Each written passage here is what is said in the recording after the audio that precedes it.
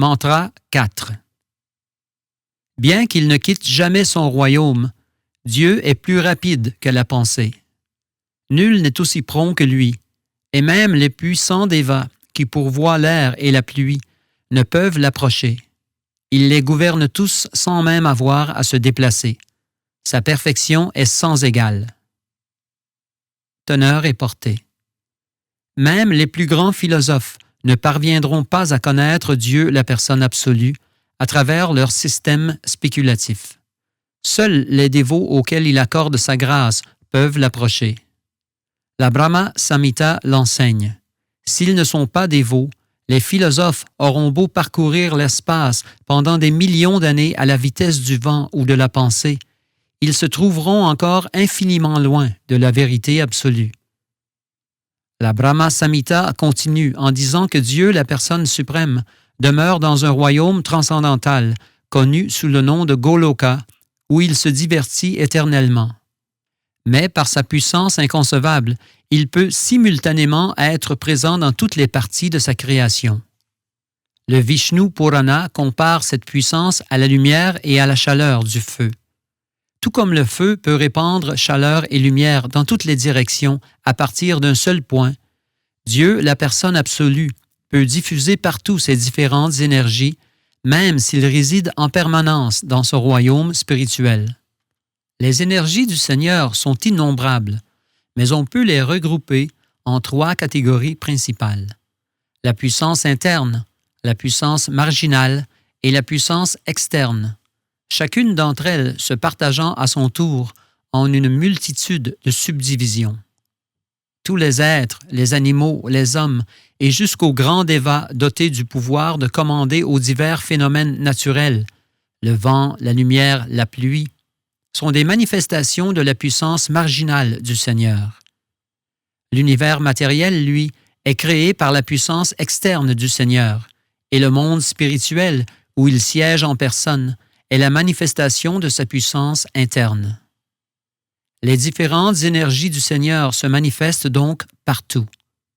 Cependant, bien qu'il n'y ait aucune différence entre ces énergies et lui-même, ne commettons pas l'erreur de les prendre pour la vérité absolue et de croire que le Seigneur suprême s'éparpille de façon impersonnelle à travers toute la création ou qu'il perd son individualité. L'homme est porté à tirer des conclusions en fonction de sa capacité intellectuelle, mais Dieu dépasse notre entendement limité. Aussi, les Upanishads nous préviennent-elles que personne ne peut atteindre le Seigneur grâce à ses seules facultés mentales. Dans la Bhagavad Gita, le Seigneur dit que même les Suras, les hommes de vertu, ou les grands rishis, les sages, ne peuvent le concevoir. Que dire alors des Asuras, déjà incapables de comprendre les voies du Seigneur?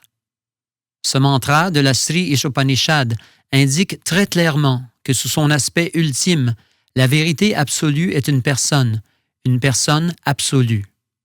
Dans le cas contraire, il aurait été inutile de donner tant de détails révélant ses traits personnels. Les infimes parcelles du Seigneur, bien que pourvues des mêmes caractéristiques que lui, ne possèdent qu'un champ d'action restreint et par conséquent sont très limitées. La partie ne peut jamais être égale au tout. C'est pourquoi les minuscules êtres vivants ne peuvent concevoir dans sa juste valeur la puissance infinie de Dieu. Certains êtres ignorants et insensés, sous l'empire de l'énergie matérielle, tentent de conjecturer sur la position transcendantale du Seigneur. Mais la Sri Ishopanishad les prévient de la futilité de telles élucubrations sur l'identité du Seigneur suprême. C'est auprès de Dieu lui-même, la source suprême des Védas, qu'il faut s'informer de la transcendance, car lui seul la connaît dans son intégralité. Chaque fragment du tout complet est investi d'une énergie particulière, lui permettant d'agir selon la volonté du Seigneur. Mais s'il oublie d'agir ainsi, c'est qu'il est sous l'emprise de Maya, l'illusion. C'est pourquoi la Sri Ishopanishad nous enjoint dès le début de remplir consciencieusement le rôle qui nous fut assigné par le Seigneur. Cela ne signifie pas néanmoins que les âmes distinctes n'aient aucune initiative propre. Parce qu'elles font partie intégrante du Seigneur, elles doivent prendre part à ses desseins. Si l'être humain fait bon usage de son libre arbitre ou de sa capacité d'agir, avec intelligence et en comprenant que tout est une manifestation de la puissance du Seigneur, sa conscience originelle, égarée au contact de Maya, l'énergie externe, se ravivera. Toutes nos facultés proviennent du Seigneur et doivent donc être utilisées pour accomplir sa volonté.